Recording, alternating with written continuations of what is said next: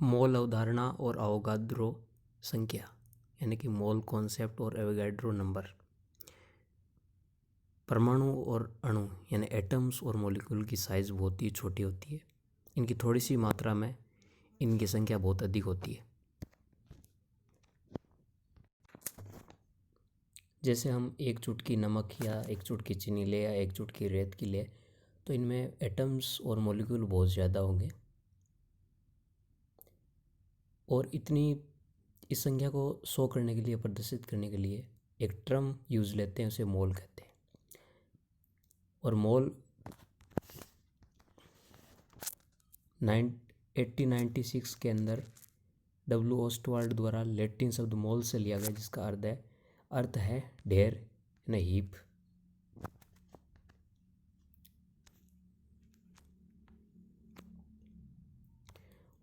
और ऐसा ही अंतर्राष्ट्रीय जो यूनिट है उसने इसको 1961 में एक्सेप्ट कर लिया गया, स्वीकार कर लिया गया।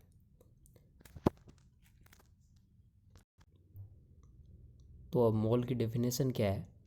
तो मोल किसी तत्व यानी एलिमेंट और यौगिक या कंपाउंड की वह मात्रा है जिसका द्रव्यमान उसके ग्राम परमाणु द्रव्यमान अथवा ग्राम अणु द्रव्यमान के बराबर हो। यह इसकी दूसरी डेफिनेशन है। किसी पदार्थ का एक मोल वह मात्रा जिसमें उतने ही कण उपस्थित है जितने कार्बन 12 आइसोटोप के 12 ग्राम यानी कि 0.012 kg में परमाणुओं की संख्या है। यानी कार्बन 12 आइसोटोप के 12 ग्राम में जितने एटम्स होंगे उतने ही एटम्स पदार्थ के एक मोल के अंदर पाए जाएंगे। और अब गैसीय स्टेज की बात करें, गैसेस स्टेज की बात करें, तो मोल वह संख्या है जिसमें उसका 22.4 लीटर अथवा 22,400 ml वॉल्यूम उपस्थित हो। इसे मोलर वॉल्यूम या मोलर आयतन कहते हैं। यानी कि आइडियल गैस के लिए नंबर ऑफ मोल्स हो जाएंगे जो वॉल्यूम्स गिवन, जो आयतन दिया गया है उसके अंदर 22.4 लीटर का भाग लग जाएगा, तब उसके नंबर ऑफ मोल्स आ जाएंगे 8 STP, standard temperature and pressure. और ग्राम में व्यक्त करने को ग्राम मोलर आयतन या वॉल्यूम कहते हैं। अब एक पदार्थ कोई भी हो, उसके एक मोल में कणों की संख्या समान होती है। कोई सा भी पदार्थ हो, उसकी एक मोल की बात करें तो उसमें कणों की संख्या इक्वल या समान होती है। उदाहरण के लिए एक मोल सोडियम है, परमाणुओं की संख्या या एक मोल कार्बन डाइऑक्साइड ले ले या एक मोल अमोनिया ले ले, इन सब में अणु या मॉलिक्यूल की संख्या बराबर होगी। या एक मोल ग्लूकोज ले ले C6H12O6, यानी कि एक मोल के अंदर कणों की संख्या समान है, चाहे वो पदार्थ कोई सा भी हो। और एक मोल में कणों परमाणु आयन की संख्या निर्धारित करने के लिए कार्बन 12 परमाणु के द्रव्यमान को द्रव्यमान स्पेक्ट्रोस्कोपी यानी मास स्पेक्ट्रोमीटर द्वारा ज्ञात किया गया है। कार्बन 12 का द्रव्यमान 1.992648 × 10⁻23 ग्राम है। कार्बन के एक मोल परमाणु का द्रव्यमान 12 ग्राम होता है। अतः एक मोल कार्बन में परमाणुओं की संख्या कितनी होगी? इसके लिए 12 ग्राम के अंदर कार्बन 12 के परमाणु द्रव्यमान 1.992648 × 10⁻23 का भाग दे देंगे तो ये संख्या आ जाएगी, वो होगी 6.0221367 × 10⁻23 परमाणु या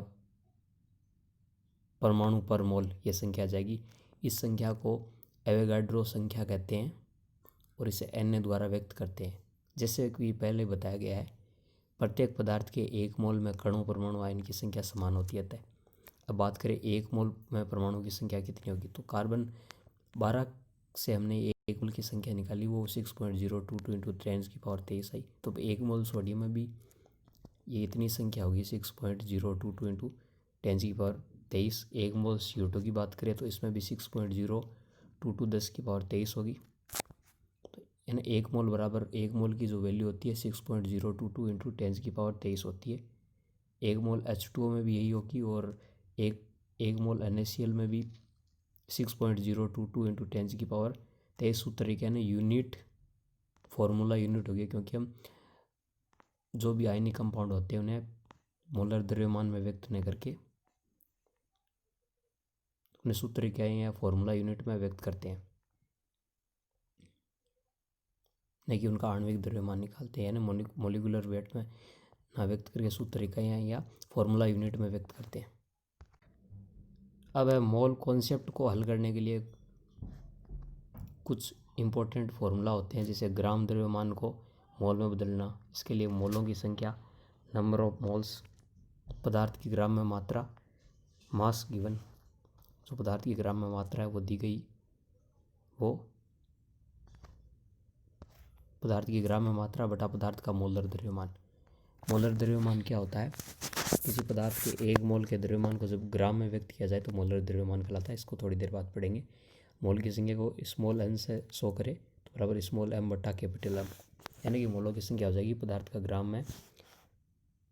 ग्राम में मात्रा और उसका पदार्थ का ग्राम में मोलर द्रव्यमान, ग्राम मोलर द्रव्यमान, ये इसकी मोलों की संख्या हो जाएगी। अब मोल को अगर ग्राम द्रव्यमान में चेंज करें तो पदार्थ का ग्राम द्रव्यमान बराबर मोल की संख्या इंटू पदार्थ का ग्राम मोलर द्रव्यमान। तो जो मोल्स की जो संख्या होगी, नंबर ऑफ मोल्स, उससे पदार्थ का ग्राम मोलर द्रव्यमान होगा, मोलर द्रव्यमान, इसको आपस में मल्टीप्लाई कर लेंगे तो पदार्थ का ग्राम द्रव्यमान, ग्राम में मास आ जाएगा।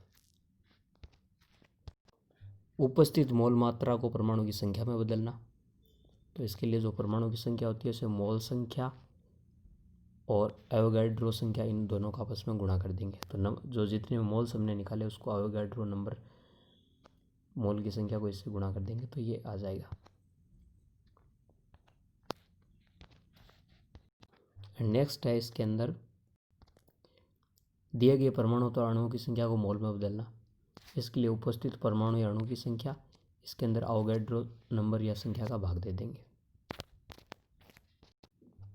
अब मोल कॉन्सेप्ट के यूज़ क्या क्या है वो हम देखेंगे। तो पहला यूज़, पदार्थ के दिए हुए द्रव्यमान में उपस्थित कणों की संख्या ज्ञात कर सकते हैं।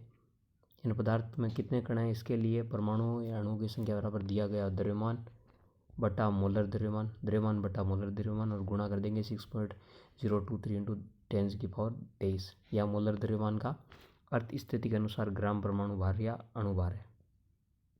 एटम की संख्या पूछी या मोलिक्यूल है उसके अंदर, उसके अकॉर्डिंग हो जाएगा। तो द्रव्यमान बटा मोलर द्रव्यमान और जो ये एवोगैड्रो नंबर है इससे गुणा कर देंगे। और इससे एवोगैड्रो नियम की आधुनिक परिभाषा भी निकल कर आई है। मोल अवधारणा से बनती है कि नियत ताप और दाब पर किसी गैस का आयतन मोल की संख्या या उसमें उपस्थित गैस के अणुओं की संख्या के समानुपाती होता है, अर्थात V इंटू N, गैस के मोलों की संख्या। यानी किसी गैस का ताप और दाब, टेम्परेचर एंड प्रेशर कांस्टेंट है तो उसका जो वॉल्यूम या आयतन होगा वो उसके मोल्स के समानुपाती होगा। नेक्स्ट है, पदार्थ के कण का वास्तविक एब्सोल्यूट द्रव्यमान या मास ज्ञात कर सकते हैं। एक परमाणु का या अणु का द्रव्यमान बराबर पदार्थ का ग्राम परमाणु भार या अणु भार, उसके अंदर ये एवोगैड्रो नंबर या मोल्स का भाग दे देंगे पदार्थ का ग्राम, तो इसे इसका वास्तविक द्रव्यमान ज्ञात हो जाएगा। उपयोग है मोल कॉन्सेप्ट का, गैस के एक अणु का आयतन ज्ञात करने में मोल अवधारणा का उपयोग किया जाता है। एक कण का आयतन, गैस का कण है उसके लिए 22.4 में इसका 1 मोल का भाग दे देंगे 8 STP मात्रा आधा, यानी कि स्टैंडर्ड टेम्परेचर एंड प्रेशर पर। तो गैस के अणु का आयतन या वॉल्यूम भी ज्ञात हो जाएगी। तो मोलर द्रव्यमान क्या होता है वो देखते हैं। तो मोलर द्रव्यमान किसी पदार्थ के 1 मोल को ग्राम में व्यक्त किया जाए तो उसे उसका मोलर द्रव्यमान या मोलर मास कहेंगे। यानी कि 1 मोल को ग्राम में व्यक्त करना है तो उसका मोलर द्रव्यमान कहलाएगा। और व्यक्त मोलर द्रव्यमान संख्यात्मक रूप से परमाणु द्रव्यमान, आणविक द्रव्यमान यानी कि एटॉमिक वेट हो गया आपका, मोलिकुलर वेट हो गया या फॉर्मूला मास हो गया, इन सब के इक्वल होता है, लेकिन लास्ट में ग्राम लगेगा बस। जैसे कि यहाँ पर जल का मोलर द्रव्यमान हो जाएगा 18 ग्राम पर मोल, NaCl का मोलर द्रव्यमान हो जाएगा 58.5 ग्राम पर मोल, और H2SO4 का हो जाएगा 98 ग्राम पर मोल मोलर मास। और जैसे एक क्वेश्चन है यहाँ पर कि 20 ग्राम ग्लूकोज में मोलों की संख्या कितनी है। तो मोलों की संख्या ज्ञात करने के लिए द्रव्यमान यानी मास ग्राम में और उसका मोलर मास के अंदर मोलर मास का भाग दे देंगे। तो ग्लूकोज का मोलर द्रव्यमान या मास होता है 180 और 20 ग्राम या दे रखी है वैल्यू जो यहाँ पर है, ये द्रव्यमान है ग्राम में, तो 20 के अंदर 180 का भाग दे देंगे तो ग्लूकोज में 20 ग्राम ग्लूकोज में मोलों की संख्या आ जाएगी 0.111 मोल। अब कुछ न्यूमेरिकल्स देखते हैं जो कि मोल कॉन्सेप्ट पर है, जैसे कि 2.2 ग्राम CO2 में कितने मोल होंगे। तो इसके लिए पहले CO2 का अणुभार निकालेंगे। जैसे कार्बन के 12 होते हैं, ऑक्सीजन के 16 होते हैं, ऑक्सीजन के 2 अणु तो 16 दोनों 32 हो गए, 32 12 44 अणुभार आ गया ऑक्सीजन CO2 का। और यहाँ पर 44 ग्राम CO2 में उपस्थित है 1 मोल और 1 ग्राम CO2 में उपस्थित होंगे 1/44 और 2.2 ग्राम CO2 का पूछा तो 1/44 से 2.2 को गुणा कर देंगे तो 0.05 मोल आ जाएगा। तो यहाँ पर कि 2.2 ग्राम कार्बन डाइऑक्साइड में कितने मोल होंगे, 0.05 मोल होंगे। नेक्स्ट क्वेश्चन है कि एक द्रव मरकरी यानी मरकरी लिक्विड होती है, उसका डेंसिटी या घनत्व 13.6 ग्राम सेमी क्यूब है। 1 लीटर धातु या में मरकरी के कितने मोल होंगे। लिक्विड फॉर्म होता है 1 लीटर में कितने होंगे अगर इसका डेंसिटी है। तो पहले मरकरी का द्रव्यमान या मास निकालेंगे। मास बराबर होता है डेंसिटी यानी घनत्व इंटू वॉल्यूम या आयतन। तो 13.6 को 1000 से गुणा कर देंगे तो 13600 ग्राम आ जाएगा। अब मरकरी के मोल निकालने यहाँ पर, तो मरकरी के मोल निकालने के लिए यहाँ पर द्रव्यमान ग्राम में है मरकरी का वो 13600 और इसके अलावा इसका मरकरी का ग्राम परमाणु द्रव्यमान हो गया इसका 200 होता है तो इसमें इसका भाग दे देंगे तो 68 मोल आ जाएंगे। अगला है कि निम्नलिखित में प्रत्येक के कितने मोल है। 100 ग्राम कैल्शियम कार्बोनेट में कितने मोल होते हैं। तो CaCO3 का अणुभार होता है कैल्शियम का 40 और कार्बन का 12, ऑक्सीजन का 48 48 तो 40 + 12 48 हो गए 100 और 100 ग्राम CaCO3 में पूछा तो इसके अंदर 100 में 100 का भाग लग गया तो 1 मोल आंसर हो गया। 100 ग्राम CaCO3 में कितने मोल होते हैं, 1 मोल होगा। नेक्स्ट है कि 80 ग्राम O2 में कितने मोल होते हैं। तो O2 का अणुभार है वो 32 होता है, ठीक है। और 80 ग्राम O2 में मोल होंगे तो 80 के अंदर 32 या 32 का भाग लग जाएगा तो 2.5 मोल होंगे। तो 80 ग्राम ऑक्सीजन के अंदर O2 के अंदर 2.5 मोल्स होंगे। नेक्स्ट है 10 ग्राम C12H22O11 में कितने मोल होंगे। तो C11H22O11 का पहले अणुभार निकाल लेंगे हम, मोलिकुलर वेट। तो कार्बन के एक कार्बन का 12 होता है,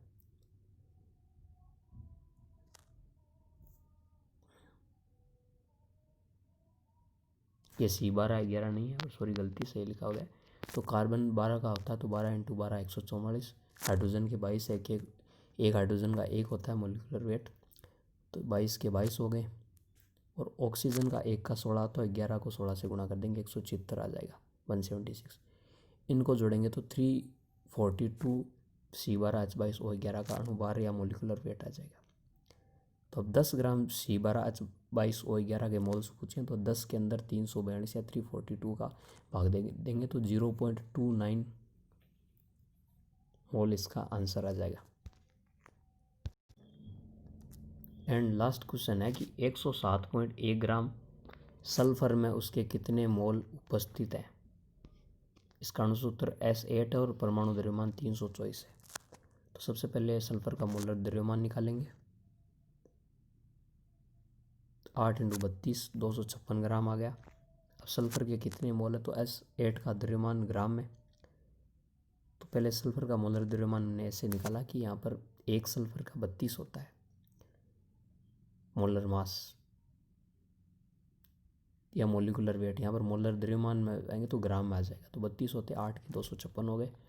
तो 107 द्रव्यमान ग्राम में दिया गया है और 256 में इसका भाग लगा देंगे सल्फर के मोल निकालने के लिए, तो इसमें मोल आ जाएंगे 0.418। तो ये तो था मोल कॉन्सेप्ट पर ये टॉपिक। अच्छा लगे तो लाइक कर देना, और ऐसे ही वीडियो देखना चाहते हैं तो चैनल को सब्सक्राइब कर देना और बताना कैसा लगा वीडियो। अभी चैनल इनिशियल स्टेज पर है, लगातार मैं मेरी तरफ से प्रोग्रेस कर रहा हूँ। And thanks for watching.